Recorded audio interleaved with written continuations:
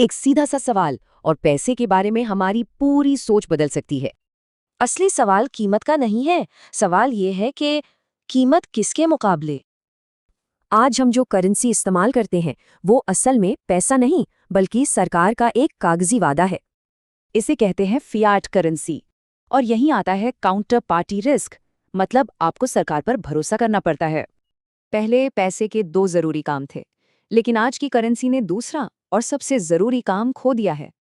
सरकार के बढ़ते कर्ज और खर्च की वजह से इसकी कीमत समय के साथ गिरना लगभग तय है।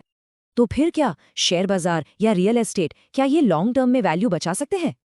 इन एसेट्स का भविष्य सीधा सीधा आम इंसान की फाइनेंशियल हेल्थ और खरीदने की ताकत पर निर्भर करता है।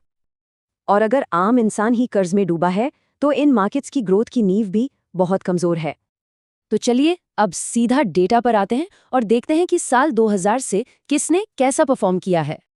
स्टॉक मार्केट जिसे सबसे अच्छा परफॉर्मिंग एसेट माना जाता है वो लगभग 15 गुना बढ़ा है। लेकिन अब जरा इसे देखिए, गोल्ड और सिल्वर इसी दौरान 40 गुना ऊपर गए। तो ये चार्ट फर्क बिल्कुल साफ दिखाता है। डेटा असल में वैल्यू बचाने की एक अलग ही कहानी बता रहा है। तो असली मुद्दा ये नहीं है कि क्या सोचना है, बल्कि ये है कि कैसे सोचना है।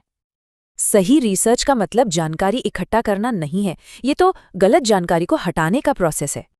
इसके कुछ सिंपल स्टेप्स हैं। सारी जानकारी जमा करो, गलत को हटाओ और जो बच जाए बस वही सच है।